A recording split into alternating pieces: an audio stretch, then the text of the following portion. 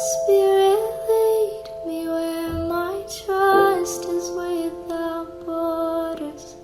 Let me walk upon the waters. Isso tudo é resposta daqui, é uma fala que o apóstolo aqui fala do versículo 5. Por isso, quando Cristo veio ao mundo, quando ele veio ensinar, o Cristo veio ensinar através de Jesus, que Deus nunca quis sacrifícios e ofertas, mas que Deus havia dado o corpo de Jesus para que Cristo se revelasse. O corpo de Jesus era o invólucro da revelação do Cristo. Era através de Jesus que o Cristo se revelaria. Ali ele seria a primeira revelação do que é ser um filho de Deus, do que é você viver a vontade de Deus, do que é você viver em comunhão com Deus, do que é você viver o reino de Deus. O que é o reino de Deus? O reino de Deus é o próprio Cristo, irmãos. Cristo é o reino de Deus. Ele é o reino. Ele é o tudo de Deus, o Cristo. Então, me deste um corpo para que eu pudesse fazer isso. No 6 ele diz assim, olha, não te agradaste de holocaustos, nem de outras ofertas pelo pecado. Então, não existia o que agradasse a Deus. As pessoas diziam assim, se eu for lá de ano em ano com um bom animal, um animal perfeito, sem nenhuma mancha, sem nenhum defeito, sem nenhuma quebradura, um animal viçoso, um animal forte, e eu sacrificar esse animal, Deus vai aceitar esse sacrifício e vai ficar feliz comigo, né? Quantas pessoas eu ouvi na minha caminhada, pessoas dizerem, olha, eu tenho crédito com Deus porque eu fiz isso. No princípio, eu até achava interessante isso, irmãos. Eu até, falar para você a verdade, eu pedia para que eu pudesse ter crédito com Deus também. Para Deus, eu também quero ter crédito com o Senhor. Mas depois você vai lendo, você vai aprendendo, você vai vendo que nós, nos nossos melhores dias, as nossas melhores obras são mortas. Eu não tenho nada que eu possa oferecer a Deus, irmãos. Nada de mim pode ser que saia da minha humanidade, da minha natureza humana, nada que saia do homem, Arlindo, pode ser oferecido a Deus. Nada. Então, nunca foi o que eu pudesse dar a Deus. Sempre foi a vontade de Deus que eu entendesse o que Deus havia dado a mim. Era isso que sempre foi. Então, isso que você deve entender também. Nunca foi o que você pode fazer para Deus. Mas é você entender o que Deus fez por você. Não é o que Deus vai fazer, é o que Ele já fez. Por isso, nós nos tornamos abençoadores. E por que tem gente que ainda é desfrutador, irmãos? As pessoas estão querendo desfrutar. Desfrute desse dia, pessoal. Olha que dia glorioso que Deus deu para você desfrutar. Não, Deus não deu um dia para você desfrutar, Ele deu um dia para você frutificar. Porque nós somos frutificadores. Desfrutadores são aqueles que ainda não entenderam quem são. Então, eles são desfrutadores. Eles vieram para desfrutar. Então, eles não estão entendendo que eles são corpos oferecidos para revelar Cristo. Então, isso está muito deficitário ainda no entendimento de muitas pessoas. Então, quando eu leio o versículo 6, eu leio, não te agradaste de holocausto e nem de outras ofertas pelo pecado. Então eu disse no versículo 7, aqui estou. Bom, se Deus não quer oferta, se Deus não quer sacrifício, se tudo que eu faço não vai agradar a Deus, eu não consigo daqui para lá fazer alguma coisa que possa impressionar Deus ou agradar a Deus, ou para que eu possa obter crédito com Deus, então como é que fica? Então nós entramos no versículo 7. Então eu disse, eu entendi tudo isso, então eu disse, quando eu entendi tudo isso, que Deus não queria oferta nem sacrifício pelo pecado, Ele nunca quis sacrifícios, Ele nunca quis oferta, Ele me deu o corpo para que eu pudesse oferecer, né? Então nunca se agradou de holocaustos, nem de sacrifícios pelo pecado, nem de outras coisas pelo pecado. Quando eu entendi isso, eu disse, aqui estou para fazer tua vontade, ó Deus, como está escrito a meu respeito no livro. Então, esse é o segredo, irmãos. Deus, ele não é um ser que se apresenta para fazer a nossa vontade. Então, eu não posso viver uma vida falando para Deus as minhas vontades, ou ditando para Deus o que eu acho que é certo, o que eu acho que é errado. Eu tenho que viver uma vida para entender qual é a vontade de Deus a meu respeito, para que eu possa entender o que Deus disse a meu respeito, a respeito do que é a vontade dele, o querer dele. Só assim eu serei pleno, só assim eu serei completo. Só assim a vida vai fazer sentido para mim. Porque senão, todo o meu viver, ou toda a minha existência, estará baseada num certo e num errado. E eu não vou experimentar o que é vida. Só experimentarei o que é vida se eu me apresentar a Deus, como diz no versículo 7. Aqui estou para fazer tua vontade, ó Deus, como está escrito a meu respeito no livro. Eu tenho que descobrir o que está escrito a meu respeito nesse livro, irmãos. Eu tenho que entender o que Deus fala de mim nesse livro, porque o que Deus fala de mim nesse livro é a verdade. Tudo que Deus fala de mim nesse livro é a verdade. Não é o que a igreja falou de mim, não é o que o pastor falou de mim, não é o que a comunidade fala de mim, não é o que meu pai falou de mim, não é o que minha mãe falou de mim, não é do que as pessoas que eu convivo falam de mim, não é o que minha esposa fala de mim. Eu tenho que entender o que Deus disse a meu respeito. Então, eu sempre disse para os irmãos, eu tenho que ir para a Bíblia para entender quem eu sou, o que Deus fala de mim. Porque enquanto eu não entender quem eu sou, enquanto eu não entender a minha origem, a natureza que eu revelo e o destino para onde estou indo, irmãos, qual é o meu destino? Eu estou fazendo o quê? A minha vontade, e não a vontade de Deus. Então, eu estou nadando contra a correnteza, remando contra a maré, tentando voar contra o vento, contra a tempestade. E vou estar sempre patinando e sofrendo, e cansado e derrotado, porque é exausto, uma vida de exaustão, de sacrifício, de sofrimento, uma vida que eu olho, não percebo nada de bom. Por quê? Porque eu vou estar fazendo o meu querer ser apresentado diante de Deus, e não o querer de Deus ser apresentado diante de mim. Aí no versículo 8 ele fala assim, olha, primeiro Cristo disse, não quiseste sacrifícios, e nem ofertas, e nem holocaustos. Será que não mesmo, o Paulo? Não, nunca ele quis. Mas por que que durante 1.500 anos esse povo só ofereceu sacrifícios, ofertas e holocaustos, sendo que ele nunca quis? Por que que ninguém chegou para eles e disseram, olha, Deus não quer isso aí não, pessoal. Por que que ninguém fez isso? E isso foi acontecendo, isso foi acontecendo. Por quê? Por que que a lei não mostrou para eles isso aí? A lei mostrou, mas eles não enxergaram. A lei apontou o ministério da condenação, mas eles acharam que era o ministério da salvação. A lei revelou a condenação, mas eles achavam que era aquilo ali era a salvação. Então eles olhavam para esse livro e diziam: aqui está a minha salvação.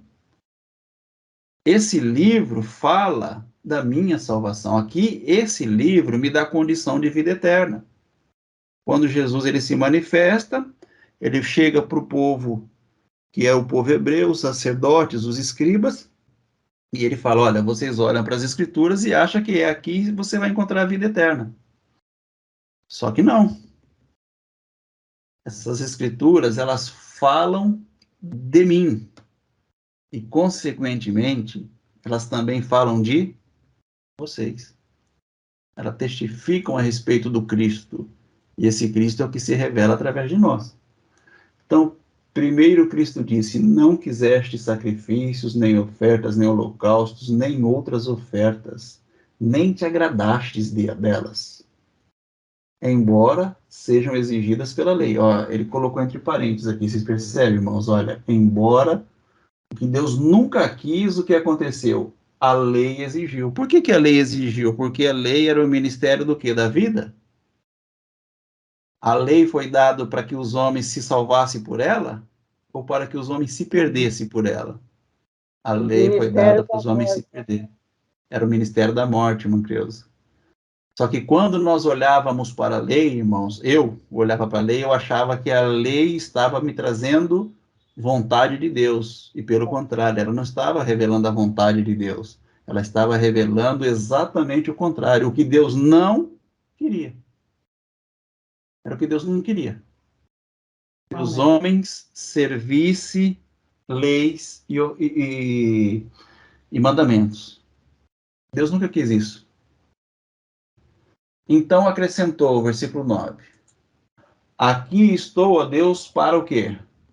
Para que o Senhor faça a minha vontade. Não, Né? claro que não. Aqui estou, ó Deus, para fazer A sua vontade. a tua vontade. Irmãos, seja sincero. Quantas vezes no seu íntimo, no seu coração, o que você mais quis foi fazer a vontade de Deus? Quantas vezes? Sinceramente, irmão. É. Nenhuma, nenhuma. Quantas vezes você parou e falou assim, hoje eu vou fazer uma oração aqui para que Deus fale comigo, eu vou ficar só na meditação, vou ficar quieto aqui para ouvir o que Deus tem para falar para mim, para que eu possa fazer a vontade dele. Quantas vezes você fez isso? Acho que nunca. Entendeu? Quantas vezes você falou assim, hoje eu vou na igreja para ouvir o que Deus quer que eu faça? Não. Eu ia lá para ouvir que Deus obedecesse e ouvisse o que eu queria que ele fizesse. Então, eu sempre ia na igreja para falar para Deus o que eu Queria, queria.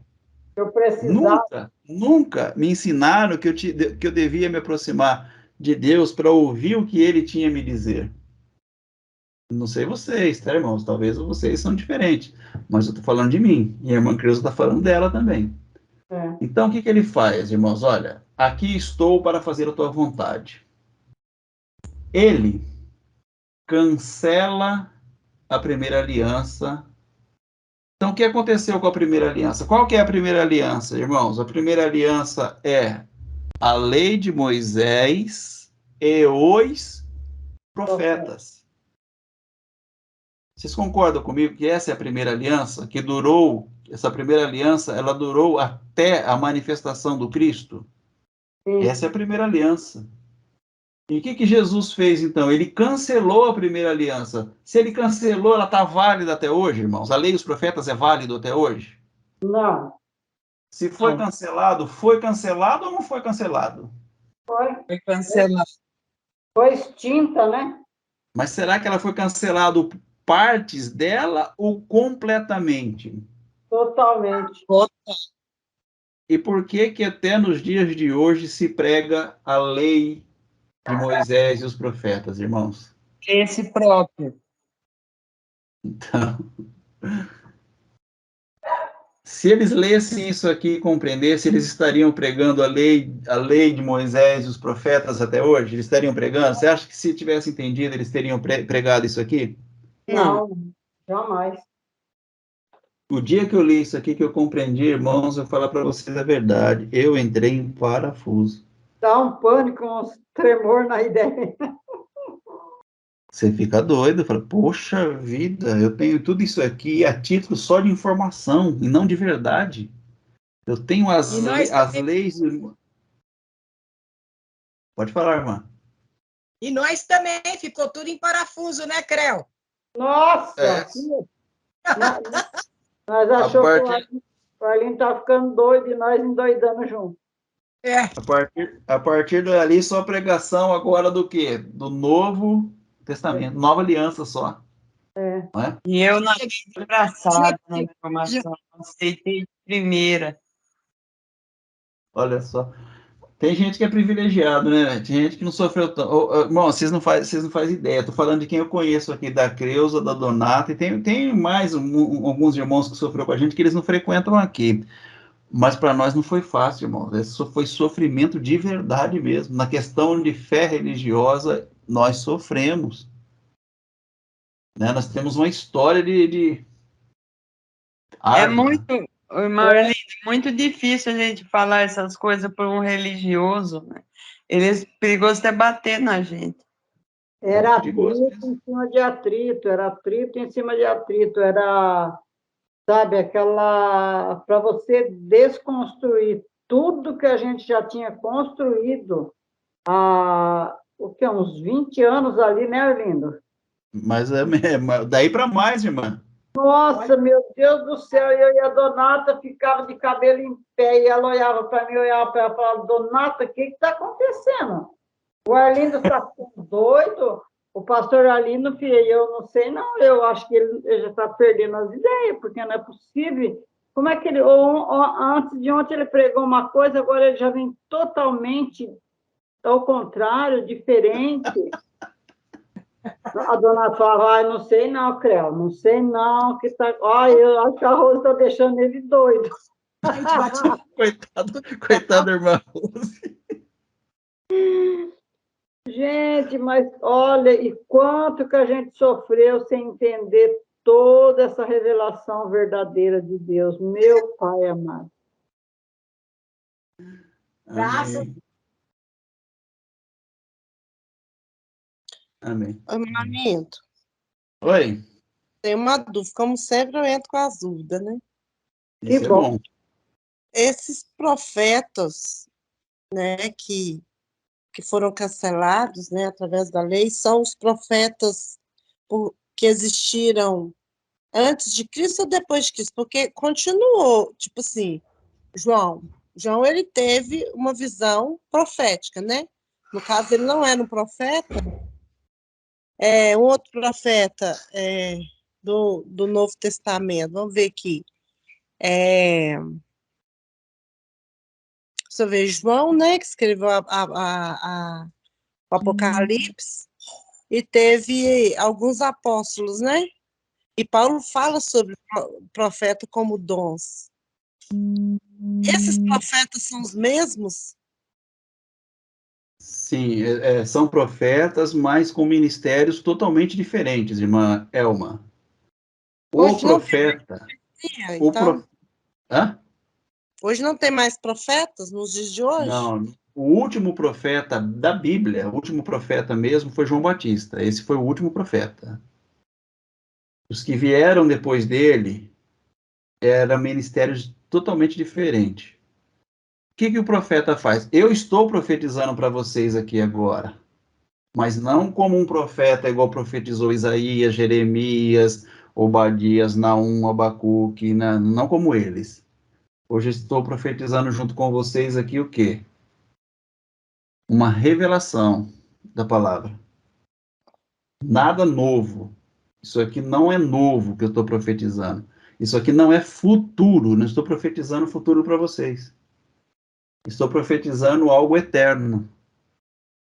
Então é completamente diferente. Um profeta que falava a respeito da vinda de Cristo, depois aqueles que falaram e ensinaram o que Cristo ensinou. Essa é a diferença. Entendeu? A lei e os profetas, eles estavam testemunhando a respeito da vinda de Cristo. Quando Cristo chegou, não teria mais nenhuma necessidade de ter um profeta ou uma lei que profetizasse a sua vinda, porque ele já estava aqui. Então, a mesma coisa, se eu tivesse lá no passado profetizando, olha, pessoal, em breve a irmã Elma vai estar aqui em Bauru com a gente. Ah, mas por que você está falando? Não, eu senti de Deus, Deus me deu uma palavra, e eu sei que daqui a alguns anos, eu não sei o dia nem a hora, mas em breve vocês vão ver que a irmã Elma vai estar aqui em Bauru com a gente. Aí passa 10 anos, 15 anos. Ô, irmão Arlindo, você lembra que um dia você profetizou que a irmã Elma ia estar aqui com a gente? Eu lembro que eu profetizei, mas ela vai estar. Pode ficar tranquilo que ela vai estar. Aí, de repente, a irmã Elma chega aqui. Tem função ainda esse ministério, irmão, de eu ficar profetizando que ela vai chegar se ela já chegou? Não Não. tem mais função. Não tem mais a necessidade de eu falar que ele vai vir, porque se ele já veio, entendeu? Por isso, a lei e os profetas acabou, não tem mais função. Elas tinham uma função. Olha, eu vou ler com vocês primeiro o versículo 1. A lei constitui apenas uma sombra. um vislumbre das coisas boas por vir. O que seria essa coisa boa por vir, irmãos? O Cristo, irmãos.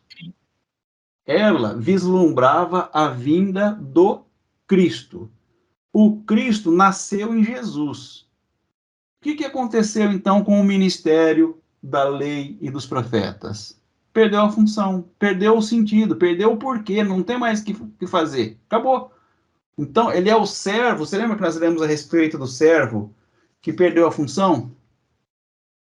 É o servo que perdeu a função. Era o mordomo lá que nós lemos em Lucas 16. Não tem mais o porquê. Acabou o ministério. Não tem mais o porquê. Agora já veio. Era só um vislumbre das coisas boas que era para vir, do que de bom viria. Mas a lei e os profetas, como diz aqui no versículo 1, elas não são as coisas boas em si mesmas. Não tinha nada de bom na lei e nos profetas. É duro a gente ouvir isso, né, irmão? Já que um dia nós acreditamos que estava tudo de bom ali na lei e nos profetas. Mas vem o apóstolo Paulo e fala justamente para o povo hebreu que viveu a lei e os profetas e fala, olha, a lei e os profetas, irmãos, não tinha nada de bom neles. Meu Deus, ô Paulo, você está ficando louco? Isso é uma blasfêmia que você está dizendo contra Deus. Não, não é uma blasfêmia, não, isso é a verdade. Elas cumpriu-se o ministério da lei dos profetas. Cumpriu-se. Por isso que Jesus cumpriu a lei e os profetas. Ele é o cumprimento da lei dos profetas. Acabou. Então, quando você lê comigo aqui esse versículo de número 10, né, é dito assim, pois a vontade de Deus era que fôssemos... Não, o 10 não, é 9, né? Aqui estou para fazer... Então acrescentou, versículo 9, aqui estou para fazer a tua vontade. Qual que era a vontade de Deus? Para fazer a vontade de Deus, ele precisou cancelar a primeira aliança, a fim de estabelecer a segunda. Então, o que é a vontade de Deus? É a lei e os profetas? Não, nunca foi. A vontade de Deus é o ministério da segunda aliança, que começa na pessoa do Cristo e depois é ensinada a partir dos seus alunos, dos seus discípulos. Aí sim é a vontade de Deus. Essa é a vontade de Deus. Entendeu? Que esses homens, não estou dizendo aqui para os irmãos que o que eles ensinaram, principalmente no princípio ali, irmãos, eles tinham 100% dessa certeza, que não, eles não tinham. Muitas coisas, com o passar dos anos, eles mudaram. Por quê? Porque eles foram compreendendo a vontade de Deus, eles não entenderam a vontade de Deus do dia para a noite. Olha, de Cristo morreu, ressuscitou, pá, todo mundo já sabe a vontade de Deus. Não, eles viveram um processo. No processo de vida deles, eles entendiam qual era a vontade de Deus e eles iam corrigindo essas revelações. Tanto é que no princípio Pedro, ele mata Ananias e Safira. No princípio Pedro, ele faz ignorar a certos tipos de pessoas, até que ele tem a revelação do lençol branco. Ele, poxa vida, olha, estou tudo errado. Deus não faz acepção de pessoas. Para Deus todo mundo é igual, não existe separação de povos, né? Ele discrimina as pessoas por não serem circuncidadas, e de repente o Paulo chega e fala assim, ô Pedro, para de ser hipócrita. Como que você está no meio dos circuncisos, você prega a circuncisão, e quando você está comigo, você não prega a circuncisão? Então eles foram se corrigindo, irmãos, tanto o apóstolo Paulo, quanto os demais apóstolos, eles se corrigiam no decorrer das suas experiências de vida. E conforme eles iam tendo experiências de vida com Deus, eles mudavam a sua forma de ensinar, porque eles estavam entendendo agora qual era a expressão da vontade de Deus. Então eles foram mudando, eles foram alterando essas condições. O apóstolo Paulo, a gente tem muita coisa para dizer nesse sentido, a respeito dessas coisas.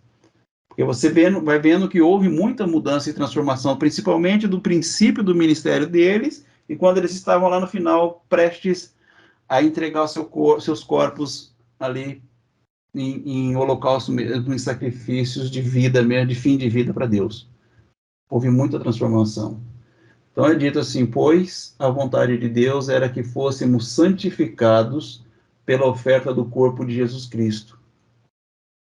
Então a oferta do corpo de Jesus Cristo era Jesus se oferecendo para ser o Cristo. Essa era a oferta. Ele se ofereceu de livre e espontânea vontade, irmãos. Ele aceitou a vontade de Deus para a vida dele. A irmã Maria, ela diz assim, olha, faça em mim, ó Deus, a tua vontade. Faça em mim a tua vontade. Então ela fica grávida. Ela é engravida do Espírito. Por quê? Porque aquilo ali, todas as vezes que você se apresentar igual a irmã Maria, faça em mim a tua vontade, o Espírito vem te engravida. Entendeu? Todas as vezes que você se apresentar de coração mesmo, de fato e de verdade para fazer a vontade de Deus, o Espírito vem e gera em você filho. Aí você passa a revelar o filho que foi gerado em você, porque de livre e espontânea vontade você se ofereceu para fazer a vontade do Pai, assumindo com responsabilidade uma palavra responsiva da parte de Deus. Então você engravida do Espírito, você começa a gerar Espírito a partir daí. Então vamos lá. Pois a vontade de Deus era que fôssemos santificados pela oferta do corpo de Jesus Cristo de uma vez por todas. Não é para de vez em quando, tá, amor? Conta gota, um pouquinho aqui hoje, um pouquinho. Não, ele quer de uma vez por todas. Entenda que você é o filho de Deus de uma vez por todas. E viva agora como filho de Deus e acabou. Viva como filho de Deus e acabou. Aí é dito assim no versículo 11. Deixa eu ver que horas são. Vixe, já passou da hora. O sacerdote se apresenta todos os dias para realizar serviços sagrados e oferece repetidamente os mesmos sacrifícios que nunca podem remover os pecados. Nunca pode.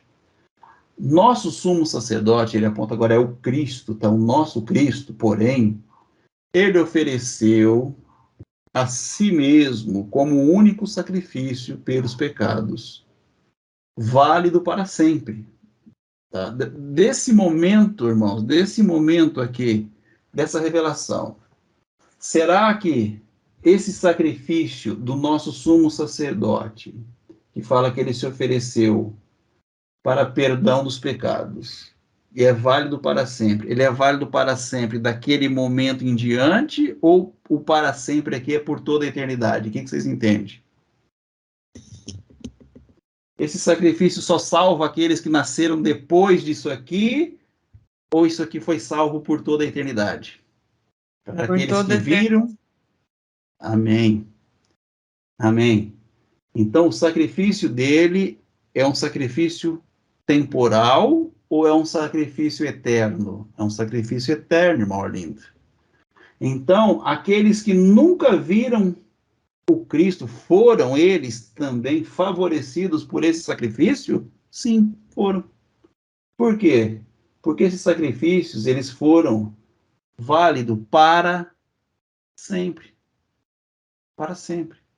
Irmão Arlindo, você quer dizer então que o Caim, que matou Abel, que se afastou de Deus e que foi morar numa terra longínqua, que estava lá no princípio das histórias dos homens, ele se beneficiou desse sacrifício? Com toda certeza, irmão. Porque esse sacrifício é um sacrifício para sempre, para a eternidade, é um sacrifício eterno. Todos os homens se beneficiaram desse sacrifício, irmão Arlindo? Todos os homens. Todos os homens. Mas nem todos entendem isso, irmãos. Nem todos entendem. Então, nosso sumo sacerdote, porém, ofereceu a si mesmo como único sacrifício pelos pecados, válido para sempre. Então, o que ele fez? Sentou-se no lugar de honra à direita de Deus. Eita glória, hein? Sentou-se no lugar de honra à direita de Deus. Aí os irmãos ficam pensando, então tinha um trono lá de Deus, bonitão, grandão, Deus está sentado lá olhando não sei para quem, não sei para onde, né? Pensando no gado dele, se está procriando, na fazenda dele. E Jesus vem com uma cadeirinha do lado e senta. Será que é isso, irmãos? Nada disso, irmãos. Isso aqui são representações. Ele assume agora, o Cristo assume agora o papel O povo imaginando a compadecida. Hã? Olha o povo imaginando já o alto da compadecida. Então, ele assume agora o quê? O papel de governante, de ser o braço direito de Deus. Ele assume esse papel agora. A partir daí, quem governa é Cristo, irmãos, é ele que governa. Então sentou-se no lugar de honra à direita de Deus.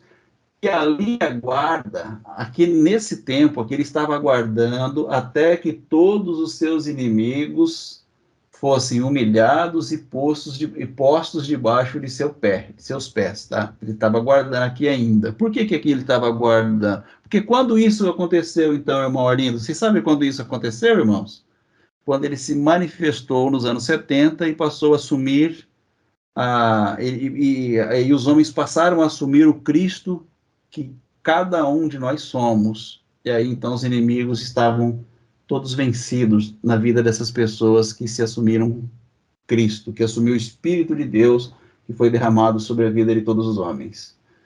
Porque, mediante essa única oferta, ele tornou perfeitos para sempre os que estão sendo santificados. Esse é você, esse sou eu, esse irmãozinho que nunca foi numa igreja, né? Essa pessoa que nunca entrou numa igreja, ele está sendo santificado. Como assim está sendo santificado? Essa pessoa só faz as coisas erradas. Está sendo santificado. Por que ele está sendo santificado? O vale de ossos secos, irmãos. Isso aqui é a explicação do vale de ossos secos. São mortos que há sobre eles o nome de Deus. Não é porque vocês merecem. Vocês lembram da pregação, né? Não é porque vocês merecem. Não é por causa de vós. É por causa do meu nome que foi profanado. E agora eu estou santificando o meu nome nos filhos amados. É por causa disso. E o Espírito Santo também testemunha que isso é verdade, pois diz: esta é a nova aliança que farei com meu povo. Depois daqueles dias, que dias? Os dias da transição, os 40 dias, ou melhor, os 40 anos de transição, que são os 40 anos do deserto, né, que são aquela representação que o povo só entraria na Terra Prometida depois de 40 anos. Também Jesus morreu depois de 40 anos. O que acontece? Depois daqueles dias, diz o Senhor, eu porei minhas leis em seu coração e as escreverei em sua mente. E acrescenta: e nunca mais me lembrarei de seus pecados e seus atos de desobediência. Não, não. Mas e o povo que desobedeceu lá atrás? Não, não lembro. Eles desobedeceram, nem estava sabendo, nem lembro mais. Não estou sabendo disso, não. É verdade mesmo, desobedeceram? O próprio Deus está falando que ele não se lembra mais, tá, irmãos? Aí onde os pecados foram perdoados, e foi perdoado, e já não há necessidade de oferecer mais sacrifícios, irmãos. Não tem mais necessidade. Mais para frente, aí, essa ideia, a gente continua a partir do versículo 19, se for interessante para os irmãos. Take me deeper than my feet could ever wander, and my faith would be made stronger in the presence of my Savior. Spirit